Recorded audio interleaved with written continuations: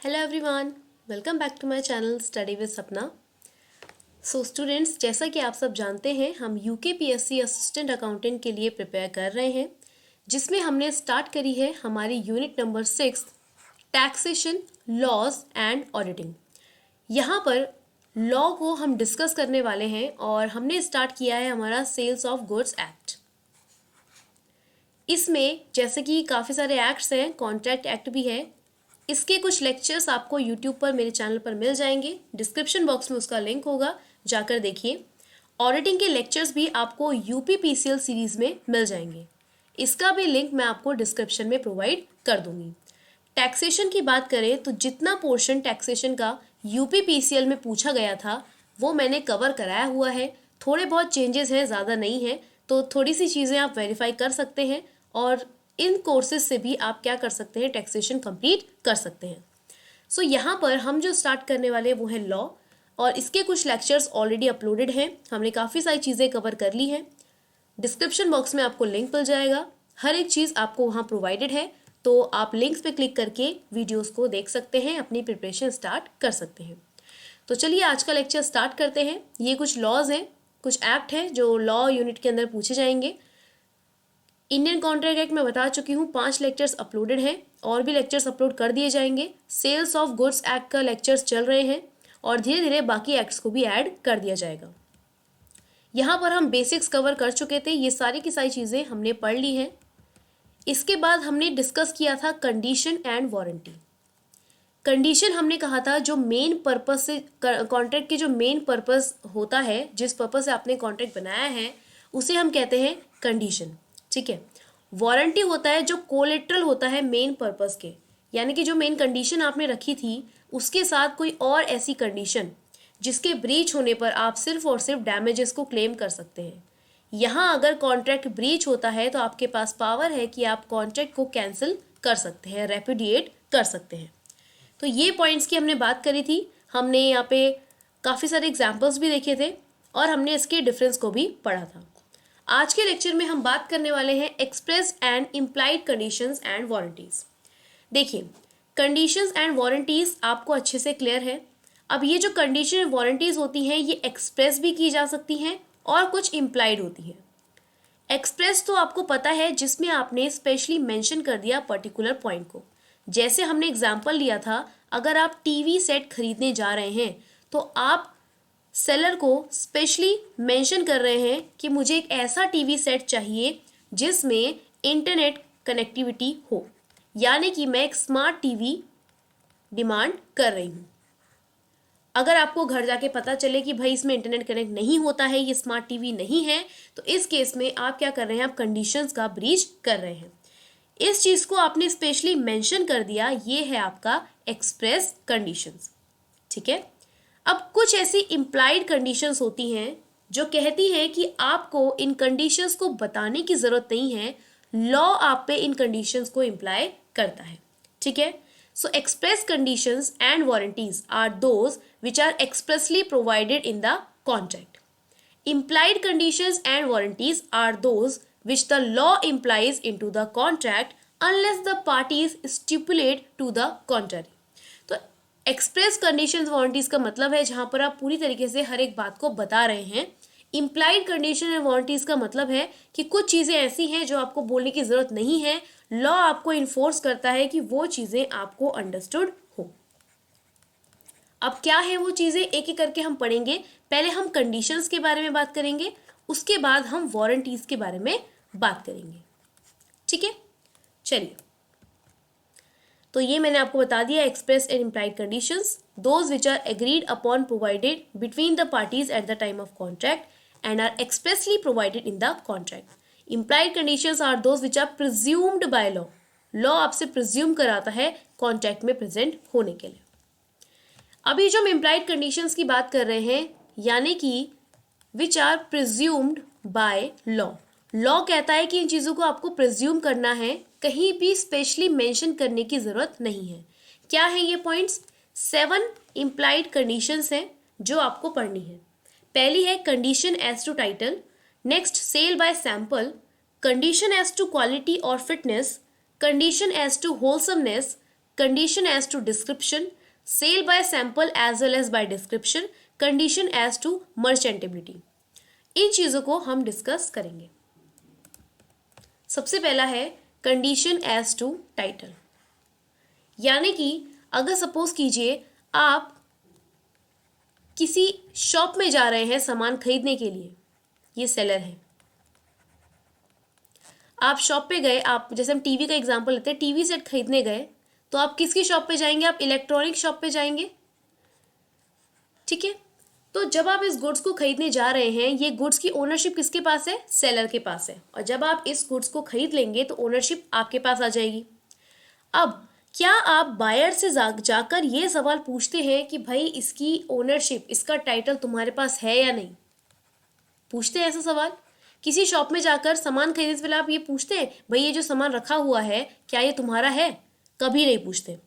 तो लॉ कहता है कि कभी भी आपको टाइटल पूछने की जरूरत नहीं है। ये अज्यूम किया जाता है कि जिस पर्सन के पास आप जा रहे हैं सामान खरीदने के लिए, वो कंडीशन एज टू टाइटल है, यानी कि उसके पास उस चीज का टाइटल है, ओनरशिप है। So in every contract of sale the first implied condition on the part of the seller is that in case of a sale he has right to sell the goods। अगर cell की बात करें तो उसके पास goods को बेचने का right है, और अगर हम एग्रीमेंट टू सेल की बात करें तो उसके पास गुड्स को सेल करने का राइट तब आएगा जब वो प्रॉपर्टी बायर को पास कर देगा। So buyer is entitled to reject the goods and to recover the price if the title turns out to be defective.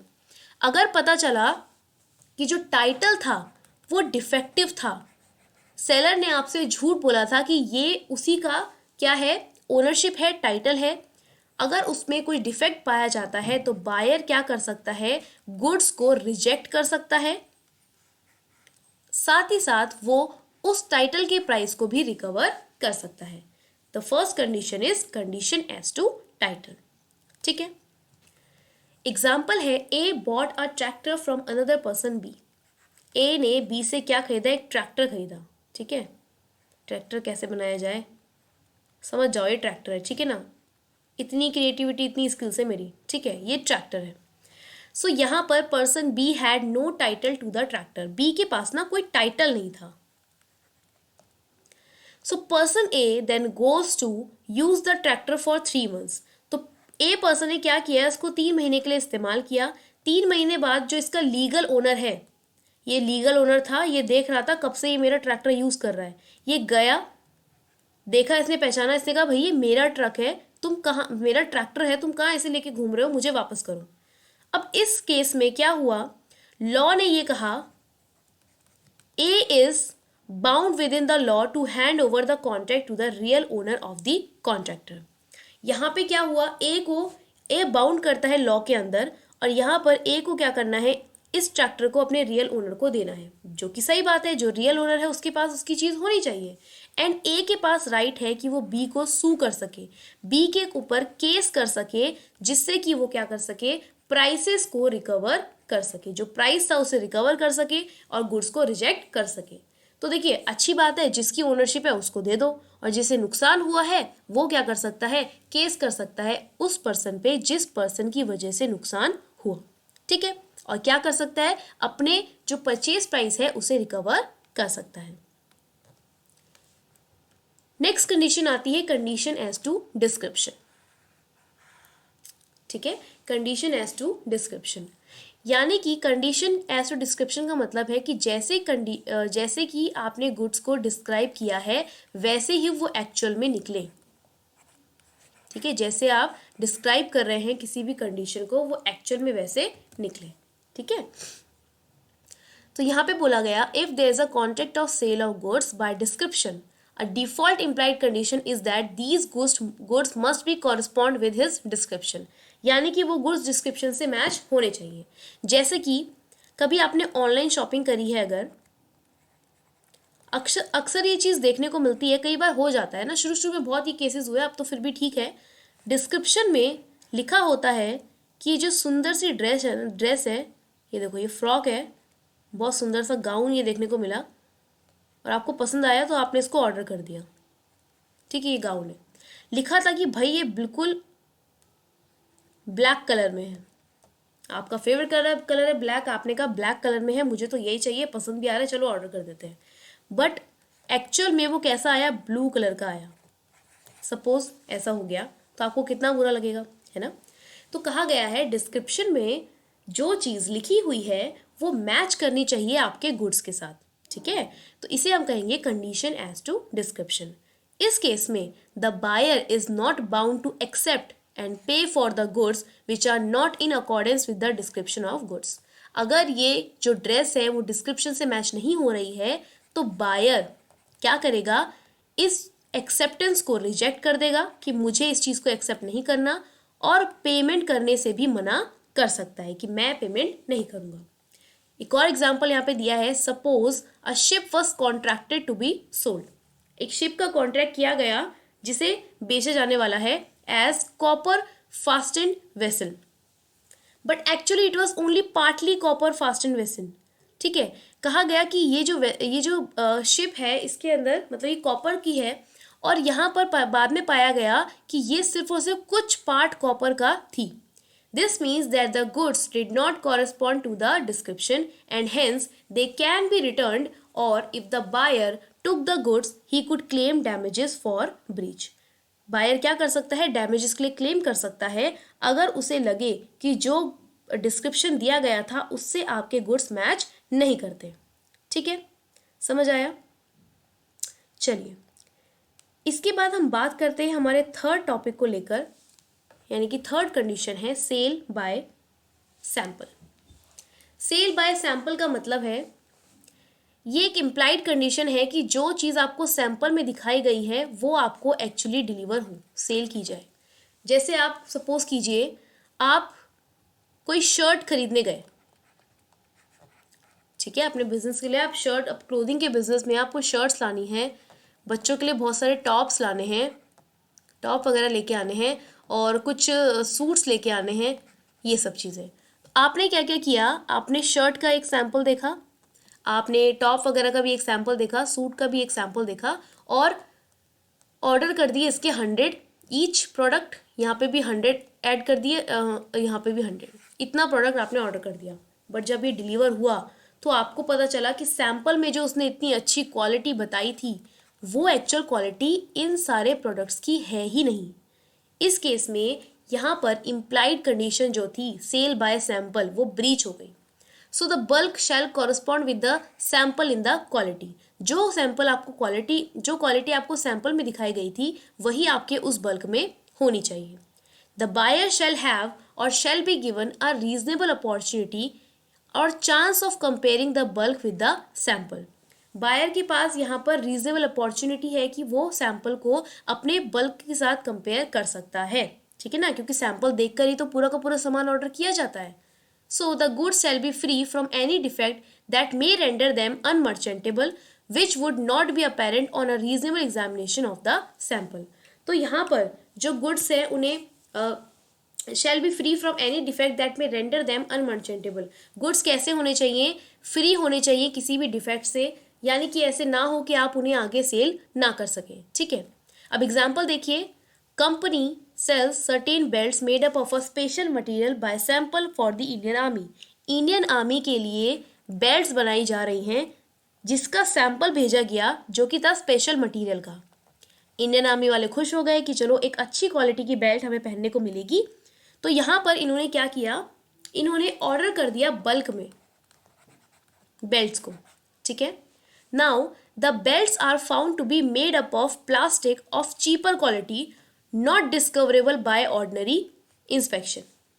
यहाँ पर क्या हुआ, जब देखा गया, इंस्पेक्शन किया गया, पता चला कि ये जो बेल्ट्स थी ये बहुत ही चीप क्वालिटी की थी, प्लास्टिक से बनी हुई थी, और ये देखकर आर्मी वालों को आ गया बहुत गुस्सा, ठीक है भाई, जाहिर सी बात है वो इतना एक्साइटेड थे कि हमें अच्छी क्वालिटी की बेल्ट मिलने वाली है, और उनके साथ धोखाधड़ी हुई। इस केस में क्या हुआ, यहाँ पे जो बायर है यानी कि जो इंडियन आर्मी है is entitle to the refund of the price plus damages. वो प्राइस के लिए भी क्लेम कर सकती है, साथ ही साथ डैमेजेस के लिए भी क्लेम कर सकती है, ठीक है। क्लियर है यहाँ पे तक, सेल बाय सैंपल। नेक्स्ट है sale by sample as well as description. तो यहाँ पे सैंपल भी और डिस्क्रिप्शन भी दोनों ही चीज़ें क्या कर रहे हैं आप, ऐड कर रहे हैं। एग्जाम्पल से बताती हूँ आपको direct. A agrees to sell a certain oil described as refined rapist rape seed, I guess ये कुछ मिसप्रिंट हो गया, ऑयल टू बी, ऑयल की बात हो रही है। एक ऑयल है, ए ने एग्री किया बी को बेचेगा, पर्टिकुलर डिस्क्रिप्शन दी, warranted only equal to sample, description भी दिया और एक सैंपल भी दिया। The goods that A tenders are found to be equal to the sample but containing a mixture of hemp oil. अब सैंपल से ये थोड़ा थोड़ा मिल तो रहा है, बट बाद में पता चला कि इसमें कोई दूसरा हेम्प ऑयल मिक्स है। तो इस केस में क्या हुआ, डिस्क्रिप्शन और सैंपल दोनों के बेस पे आप क्या कर सकते हैं, गुड्स को रिजेक्ट कर सकते हैं कि भाई मुझे ये गुड्स नहीं चाहिए, मुझे कोई दूसरा दो, है ना, simple. So sale by sample as well as by description. Next है कंडीशन एज टू क्वालिटी और फिटनेस, यानी कि जो क्वालिटी और जो फिटनेस आप प्रॉमिस कर रहे हैं वो उसमें होनी चाहिए, ठीक है। Generally, there is no implied condition as to quality or fitness of the goods that are sold for a particular purpose. However, the condition as to reasonable fitness of goods for a particular purpose may be implied on the part of the seller for which the buyer wants them. Following are the conditions to be satisfied. अगर आपको क्या करना है, वैसे तो देखो कोई implied condition नहीं होती किसी भी चीज़ की क्वालिटी और फिटनेस की, बट फिर भी कुछ कंडीशन है अगर जो सेटिस्फाई की जा सके तो आप इसको as a condition, implied condition treat कर सकते हैं। If the buyer had made known to the seller the purpose of purchase and buyer relied on seller's skill in judgement, अगर बायर कंप्लीटली डिपेंड करता है सेलर पे कि भाई देखो बायर बोल रहा है कि मुझे ना कोई भी नॉलेज नहीं है इस चीज़ की, तो आप मुझे बताइए कि आपकी तरफ से कौन सी एक अच्छी क्वालिटी की प्रोडक्ट आप मुझे दे सकते हैं। तो सेलर ने कहा ठीक है, अपनी स्किल्स और जजमेंट का इस्तेमाल किया और उसे गुड्स क्या करे, दे दिए। तो इस केस में क्या हो सकता है, ये एक इम्प्लाइड कंडीशन हो सकती है क्योंकि यहाँ पर पूरा का पूरा जो डिपेंडेंसी थी वो सेलर के ऊपर थी, सेलर की स्किल्स के ऊपर डिपेंड करती थी। So for example, A purchases a hot water bottle from a chemist, the bottle burst and injured A's wife, a breach of condition as to fitness was thus committed, hence A is liable for refund of the price and also the damages. अब क्या हुआ, A ने एक hot water bottle खरीदी B से, ठीक है, chemist है जो, और ये बॉटल जो थी ये बर्स्ट हो गई, साथ ही साथ उसकी वाइफ भी इंजर्ड हो गई। इस केस में अब ए ने स्पेशली मेंशन किया था कि मुझे एक हॉट वाटर बॉटल चाहिए, यहाँ पर कंडीशन ब्रीच हो गई जो कि थी कंडीशन एज टू फिटनेस। यहाँ पर अब क्या हुआ, ए इज लाइबल फॉर रिफंड, ए को रिफंड भी मिलना चाहिए और साथ ही साथ वो डैमेजेस क्लेम करने के लिए भी यहाँ पर लाइबल है, ठीक है, क्लियर इतनी चीज़ें। So condition as to quality और फिटनेस। नेक्स्ट है condition as to merchantability. Merchantability का मतलब है हम बल्क में जब सामान लेकर आते हैं उसका पर्पस क्या होता है कि एज अ रिटेलर अब आपको उसे कंज्यूमर को सेल करना है, ठीक है। अगर सपोज कीजिए आपको ऐसी क्वालिटी या ऐसे सामान मिले जिसे आप फर्दर आगे सेल नहीं कर सकते, इसे कहते हैं merchantable quality. This is implied only where sale is by description and the good should be merchantable quality. ये कब होगा, जब डिस्क्रिप्शन से एक सेल हुई है और उसमें मर्चेंटेबल क्वालिटी थी, मतलब उन्हें आगे बेचा जा सकता था। The goods must be such as are reasonably saleable under the description by which they are known in the market, ठीक है। एग्जाम्पल है, ए ने खरीदा कुछ ब्लैक यान फ्रॉम बी जो डील करता था यान में। ए को पता चला कि ये जो ब्लैक यान था ये डैमेज किया गया था, किसने डैमेज किया था, जो वाइट आंट्स होती हैं उन्होंने डैमेज कर दिया था इसको, ठीक है। अब इनकी जो कंडीशन हो गई वो इस तरीके से हो गई कि ए इनको फर्दर किसी को भी सेल नहीं कर सकता, तो ये मर्चेंटेबल क्वालिटी में आ गई है, ठीक है। तो कंडीशन ब्रोक हो गई, इस केस में ए क्या कर सकता है, गुड्स को रिजेक्ट कर सकता है, ठीक है, क्लियर है। So condition as to merchantability. Next है conditions as to wholesomeness. Wholesomeness. In this case of eatables and provisions, there is another implied condition that the goods shall be wholesome, in addition to the implied condition as to merchantability. यहाँ पर क्या हुआ, wholesomeness, wholesomeness का मतलब क्या है यहाँ पर, देखिए wholesomeness का मतलब यहाँ पर क्या है कि जो हेल्दी क्वालिटी की हम बात कर रहे हैं, जैसे अब सपोज दूध की बात कर रहे हैं ना, मिल्क की, तो मिल्क से आप क्या एक्सपेक्ट करोगे कि वो हेल्दी है आपकी बॉडी के लिए, है ना।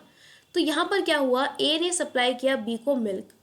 मिल्क के अंदर कुछ ऐसे बैक्टीरिया थे जिसको कंज्यूम करते ही बी की वाइफ को कुछ बीमारी हो गई, ठीक है। फिर उन्होंने देखा, बाद में नोटिस किया कि ये जो डिजीज थी वो कॉज थी मिल्क से। तो यहाँ पर जो कंडीशन ब्रीच होती है वो है fitness of the supplies and A was liable to pay damages to be in this case. देखो, आपके पास जो गुड्स थे जिन्हें हम कह रहे हैं होलसमनेस, तो ये कंडीशन मानी जाती है। जैसे अगर हम बोल रहे हैं कि ये कॉम्प्लान है, कॉम्प्लान पियोगे तो आपकी हाइट बढ़ेगी, है ना। तो ये होलसमनेस है कि भाई जो चीज़ कह रहा है वो होनी चाहिए।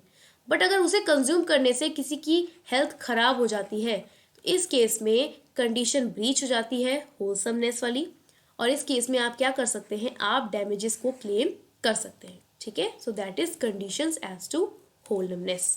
क्लियर यहाँ तक, ठीक है।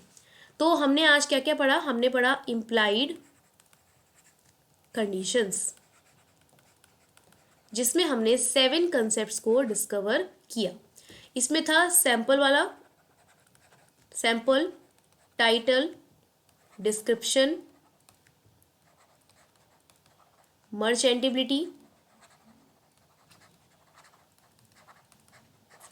होलसमनेस, ठीक है, 1 2 3 4 5, और एक था सैंपल प्लस डिस्क्रिप्शन, ठीक है।